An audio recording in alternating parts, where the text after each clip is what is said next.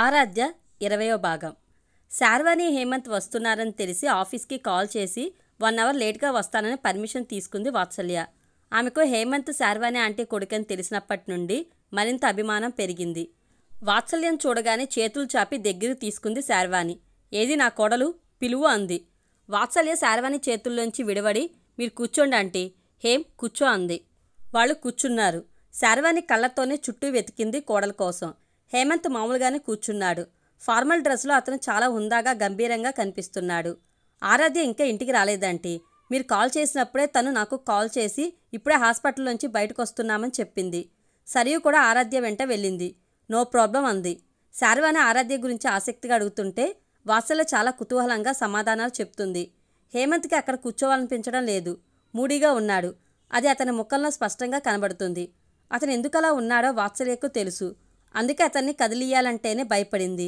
అప్పటికీ రాత్రి కాల్ చేసి చెప్పింది, సారీ హేమ్, నేను నీకు ఆరాధ్య గురించి ఇన్ఫర్మేషన్ ఇవ్వకపోవడం తప్పే. ఆరాధ్యకి హెల్ప్ చేస్తున్నాననుకున్నానే కానీ నిన్ను బాధ పెడతాననుకోలేదు అని. అతనేం మాట్లాడలేదు. మౌనంగా ఉన్నాడు. అతను మౌనంగా ఉండటమే వాత్సల్యను ఎక్కువగా బాధపెట్టింది. ఆరాధ్య కన్నా ముందే హేమంత్ తనకి ఫ్రెండ్. కానీ తనేం చేసింది? ఆరాధ్య తన దగ్గర ఉన్న విషయం దాచింది.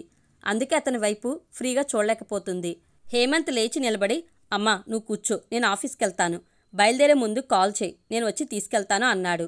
ఆమె ఒప్పుకోలేదు. నువ్వు కూర్చో హేమంత్, ఆరాధ్యను రాని అంది. ఆమె గొంతులో మమకారంతో కూడిన అధికారం. హేమంత్ తల్లిని నొప్పించలేకపోతున్నాడు. అలా అని అక్కడ కూర్చోలేకపోతున్నాడు. అప్పుడే లోపలికి వచ్చారు ఆరాధ్య సరియు. ఆరాధ్య కనిపించగానే ఓ అద్భుతాన్ని చూసినట్లు కళ్ళు పెద్ద చేసి చూసింది శార్వాణి. ఆమె ముఖం సంతోషంతో వెలిగింది. వెంటనే లేచి అందరూ చూస్తుండగానే ఆరాధ్యకు దగ్గరగా వెళ్ళింది శార్వాణి. ప్రేమగా ఆమె పొట్ట మీద చేయి పెట్టి తడిమింది. బాగున్నావా ఆరాధ్య అంటూ అభిమానంగా అడిగింది. ఆమెకు ఆరాధ్య కొత్త కాకపోయినా తమ వంశవృక్షం ఆరాధ్య కడుపులో పెరుగుతున్నందుకు కొత్తగా ఉంది. శార్వాణి తనకి స్వయాన అత్తగారని 1 గంట క్రితమే వాత్సల్య ద్వారా తెలిసింది ఆరాధ్యకి. అప్పుడేమీ అనిపించలేదు. కారణం హేమంత్తోని తనకి అటాచ్మెంట్ లేనప్పుడు ఆవిడతో తనకేం పని అనుకుంది. కానీ తన జీవితంలో శార్వాణి అంత ప్రేమగా తన్ని ఎవరూ తడమలేదు. ఆమె చూపులోనే ప్రేమ ఉంది, చేష్టలో ప్రేమ ఉంది, స్పర్శలో ప్రేమ ఉంది. ఎందుకిదంతా? అత్తగారు కావడం వల్లనేనా? అత్తగారిలో కూడా ఇంత ప్రేమ ఉంటుందా? హేమంత్ అక్కడే ఉన్నా ప్రత్యేకించి హేమంత్ వైపు చూడలేదు ఆరాధ్య. అది చాలా అవమానం అనిపించింది హేమంత్కి. ఆరాధ్యను తన వైపుకు తిప్పుకుంటూ, ఏంటమ్మా ఆరాధ్య ఆలోచిస్తున్నావు అని అడిగింది శార్వాణి. ఏం లేదంటీ. అంకుల్ బాగున్నారా? బాగున్నారు. డాక్టర్ నీకు మందులేమైనా రాసిచ్చారా? ఆరాధ్య దానికి సమాధానంగా, ఇంకా డాక్టర్ దగ్గరికి వెళ్ళలేదంటీ. రిపోర్ట్స్లో పాజిటివ్ అనే వచ్చింది అంది. అటు ఆరాధ్యను ఇటు తల్లిని విస్తుపోయి చూస్తున్నాడు హేమంత్. ఆరాధ్యకి ఏమైందో, డాక్టర్ దగ్గరికి వెళ్లాల్సినంత హెల్త్ ప్రాబ్లం ఏమొచ్చిందో అతనికి అర్థం కాలేదు. వెంటనే అడగాలంటే ఇగో అడ్డొస్తుంది. సరియు అక్కడే నిలబడి చూసి చూడనట్లే ఆరాధ్యని హేమంత్ని గమనిస్తుంది.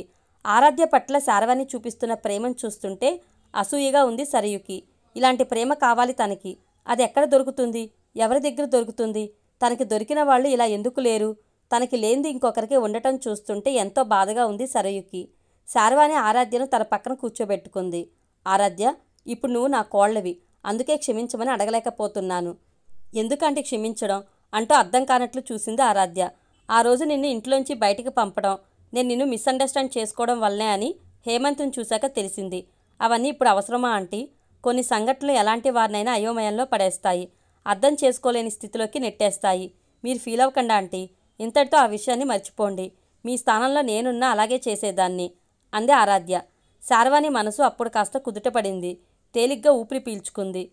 వాత్సల్య సరయుని వంటగదిలోకి లాక్కెళ్ళి వాళ్ళను మాట్లాడుకొని మనమెందుకక్కడా అంది. సరయుకి శార్వాణి ఆరాధ్యను క్షమించమని ఎందుకు అడిగిందో అర్థం కాక వాత్సల్యను అడిగి తెలుసుకుంది. రోజు నేను ఆరాధ్య పక్కనే కదా పడుకునేది, ఇలాంటివి చెప్పకుండా దాచడం దేనికి? చెప్పొచ్చు కదా. ఎంతైనా ఆరాధ్య సీక్రెట్ మెయింటైన్ చేస్తుంది తెలుసా అంది సరియు. దాని బొందలే, అది ఇక్కడ సీక్రెట్గా ఉండి నన్ను హేమంత్ దగ్గర బ్యాట్ చేసి పెట్టింది. ఆ మాటలు సరయుకి నచ్చక, ఇప్పుడు నువ్వు కలిపిన ఈ కాఫీని నువ్వు పట్టుకెళ్ళి ఇస్తావా నేనివ్వనా? నువ్వే ఇవ్వు.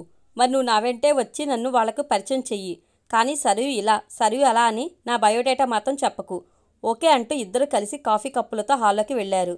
హేమంత్కి హాయ్ చెప్తూ శార్వాణికి నమస్తే చెప్తూ కాఫీ ఇచ్చింది సరియు. వాత్సల్య సరియును వాళ్లకు పరిచయం చేసింది. ఒక పని అయిపోయినట్లు వాళ్ళిద్దరూ లోపలికెళ్ళి ల్యాప్టాప్ల ముందు పెట్టుకుని ఆఫీస్ వర్క్ చేసుకుంటూ కూర్చున్నారు.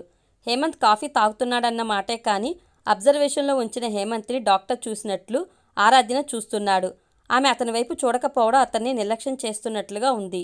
ఆరాధ్య కాఫీ తాగకుండా ఎటో చూస్తూ ఆలోచిస్తుంది. శార్వాణి కాఫీ తాగడం పూర్తయ్యాక ఖాళీ కప్పును టీపాయ్ మీద పెట్టి ఆరాధ్య వైపు చూస్తూ, మీ ఇద్దరు ప్రేమించుకున్నారు. ఆ టైంలో మీకు ఎలాంటి మాట తేడాలు రాలేదు. ఇప్పుడొచ్చాయి. ఎందుకు వచ్చాయో ఆలోచించారా? సరే వచ్చాయి. అవన్నీ పెళ్లి వల్లనే కదా వచ్చింది. వేరే వాళ్ళ ఇన్వాల్వ్మెంట్ వల్లనే కదా వచ్చింది. అలా వచ్చిన వాటిని వెంటనే వదిలేయాలి. కానీ మీరు ఒకరిని ఒకరు వదిలేసుకోవడం ఏంటి? ఇలా వదిలి ఉండటానికైతే అంతంత ఖర్చు పెట్టుకుని పెళ్లి కానీ రిసెప్షన్ కానీ చేసుకుని ఉండాల్సింది కాదు అంది. ముందుగా ఏది తెలియదు కదా అంటే అంది ఆరాధ్య. చూడమ్మా, ఏది తెలిసినా ఏది తెలియకపోయినా హేమంత్ నీ భర్త. పెళ్లికి ముందు ఉన్నట్లు ఇప్పుడు కూడా ఎక్కడ షెల్టర్ దొరికితే అక్కడ ఉండకూడదు. పెళ్ళయ్యాక ఏ అమ్మాయి అయినా భర్త దగ్గర ఉండటమే మంచి పద్ధతి. రోజులు మారినా పద్ధతులు మారకూడదు. పద్ధతులు మారితే మనిషి ఆలోచనలు గాడి తప్పిపోతుంటాయి. గాడి తప్పిన ఆలోచనలతో గడిపే జీవితం అదుపులో ఉండదు. అదుపులో లేకపోతే ఏదీ మనది కాకుండా పోతుంది. మనది కాని జీవితాన్ని ఎన్ని రోజులు జీవిస్తాం? సమస్యలంటావా? ఎవరి జీవితంలోనైనా ఉండేవే. వాటిని ముళ్ళున్న సదవకాశాలుగా అనుకోవాలి. నాకు తెలిసి నువ్వు హేమంత్ దగ్గర ఉంటేనే నీకు కంఫర్ట్గా ఉంటుంది అంది. దానికి సమాధానంగా ఆరాధ్య ఏం మాట్లాడుతుందోనని హేమంత్ ఏం మాట్లాడతాడోనని ఆరాధ్య సూటిగా ఒకరిని ఒకరు చూసుకున్నారు. చూపులే కానీ మాటలు లేవు. మీ ఇద్దరు మాట్లాడుకోవాలి. కోపతాపాలు లాభనష్టాల గురించి కాదు. నీ కడుపులో పెరుగుతున్న బిడ్డ గురించి అంది శార్వాణి. అప్పుడు షాక్ తిన్నాడు హేమంత్. బిడ్డేంటి? ఆరాధ్య ఇప్పుడు గర్భవతా? మరి తనకి ఎవరూ చెప్పరేం? తనకి ముందుగా చెప్పుకుని సంతోషించాలని ఆరాధ్యకి లేదా? ఇది మరీ దారుణంగా అనిపించింది హేమంత్కి. తనేం చేశాడని తన్ని ఇంతగా నిర్లక్ష్యం చేస్తుంది? ముఖం చూడు ఎలా తిప్పుకుని కూర్చుందో. తల్లి మీద గౌరవంతో ఆగుతున్నాడు. కానీ తనకొచ్చే కోపానికి కొడితే ఆ ముఖం పగిలిపోయేది. ఉక్రోషంగా చూస్తున్నాడు హేమంత్. నాకు టైం ఇవ్వండి ఆంటీ, నేను ఆలోచించుకోవాలి అంది ఆరాధ్య.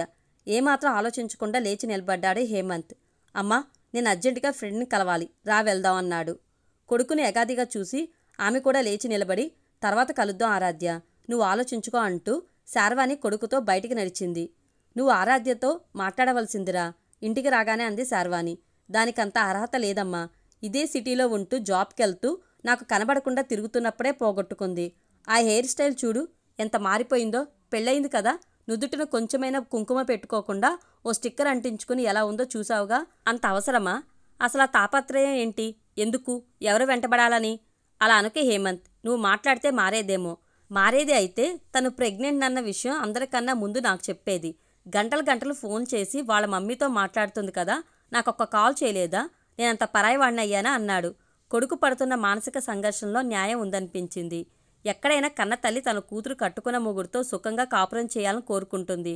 కానీ అంతంతసేపు ఫోన్లో మాట్లాడుతుందా? అది కూడా బాగున్నారా, తిన్నారా, అల్లుడు బాగున్నాడా అని అడగకుండా వేరే మాటలతో పనేమిటి? నాకు ఆరాధ్యను మార్చుకోవడానికి 2 రోజులు పడితే వాళ్ళ మమ్మీకి గంట చాలు ఆరాధ్యను నాకు వ్యతిరేకంగా మార్చడానికి. అదేం ఆనందమో నాకు అర్థం కాదు. ఆవిడికి కూతురు క్షేమం కన్నా స్వార్థంగా ఆలోచించడమే కావాలి. దీనికేమో మూర్ఖంగా ప్రవర్తించడం మాత్రమే వచ్చు. వాళ్ళ మమ్మీ నోరు విప్పి నీ మొగ్గుని చంపేయమన్నా చంపేస్తుంది. అదో పెద్ద శాడిస్ట్, ఇదో పెద్ద రోబోట్ అన్నాడు. ఆకల్లో హేమంత్ అన్న మాట విని, చచ అవే మాటలు హేమంత్, వణికింది శార్వాణి. నేనొక సాఫ్ట్వేర్ అమ్మాయిని పెళ్లి చేసుకోవడం కరెక్ట్ అవునో కాదో నాకు తెలియదు. కానీ నేను వెళ్ళిన దారి మాత్రం మంచిది కాదమ్మా. ప్రేమించానన్న ఒకే ఒక్క ఫీల్తో రాంగ్ రూట్లోకి వెళ్లాల్సి వచ్చింది అన్నాడు. ఆమె ప్రసన్నంగా చూస్తూ, నువ్వు అలా నిరాశపడకే హేమంత్. నీ కోసం కాకపోయినా నీ బిడ్డ కోసమైనా ఆరాధ్య మారుతుంది. కాలంతో పాటు అన్నీ సర్దుకుంటాయి. నీకంతా మంచి జరుగుతుంది. నేనున్నాను కదా అంది. నువ్వున్నావని ఆ రమాదేవికి ఇంకా తెలియదు. తెలిస్తే కదా అసలు కథ మొదలయ్యేది అని పైకి అనకుండా ల్యాప్టాప్ని బ్యాక్ప్యాక్లో పెట్టుకుని ఆఫీస్కి వెళ్ళిపోయాడు. కొడుకుతో పాటు గుమ్మం వరకు వెళ్ళి తిరిగి లోపలికి వచ్చింది శార్వాణి. లోపలికి రాగానే మొబైల్ అందుకుని కళ్యాణమ్మకి కాల్ చేసింది శార్వాణి. ఆరాధ్య గర్భవతి అని తెలియగానే కళ్యాణమ్మ చాలా సంతోషపడింది. ఆరాధ్యను అక్కడ ఉంచొద్దు శార్వాణి గారు. మీరు హేమంత్ వెళ్ళి వీలైనంత త్వరగా ఇంటికి తీసుకురండి. వాళ్ళు ఏమైనా చిన్నపిల్లలా? వాళ్ళకి తెలియదా అని మనం అనుకోకూడదు. మనం ఉన్నన్ని రోజులు వాళ్ళు చిన్నపిల్లలే. వాళ్ళకి పంతాలు, మాట పట్టింపులు, ఇగోలు తప్ప గర్భవతిగా ఉన్నప్పుడు ఎలా ఉండాలి, ఎలాంటి జాగ్రత్తలు తీసుకోవాలి అన్నది తెలియదు. హేమంత్ వినకపోయినా నచ్చ చెప్పండి. నేను కూడా కాల్ చేసి హేమంత్తో మాట్లాడతాను అంది. సరే అంది శార్వాణి.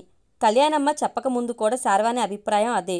కానీ హేమంత్ని ఆరాధ్యం చూస్తుంటే అది అనుకున్నంత తేలిక కాదనిపిస్తుంది. కళ్యాణమ్మ మాట్లాడుతుండగానే శార్వాణి మొబైల్కి ఆమె భర్త కాల్ చేస్తున్నట్లు నెంబర్ పడింది. నేను మీకు తర్వాత కాల్ చేస్తాను కళ్యాణి గారు అంటూ శార్వాణి కళ్యాణమ్మతో మాట్లాడటం ఆపేసి భర్త కాల్ని లిఫ్ట్ చేసింది. ఉపేంద్ర వెంటనే శార్వాణిని అనంతపూర్ రమ్మని ఫోన్లో చెప్పాడు. ఆమె ముందు రానన్నది. ఆయన ఒప్పుకోలేదు. ఇద్దరి మధ్యన ఘర్షణ. కాల్ కట్ అయింది. భర్త కాల్ కట్ కాగానే హేమంత్ మొబైల్కి కాల్ చేసింది శార్వాణి. హేమంత్ వర్క్ బిజీలో ఉండి అమ్మ నేను తర్వాత కాల్ చేసి మాట్లాడతాను అన్నాడు. హేమంత్ కాల్ కోసం ఓ 10 నిమిషాలు వెయిట్ చేసింది శార్వాణి. ఆమెకి టెన్షన్గా ఉంది.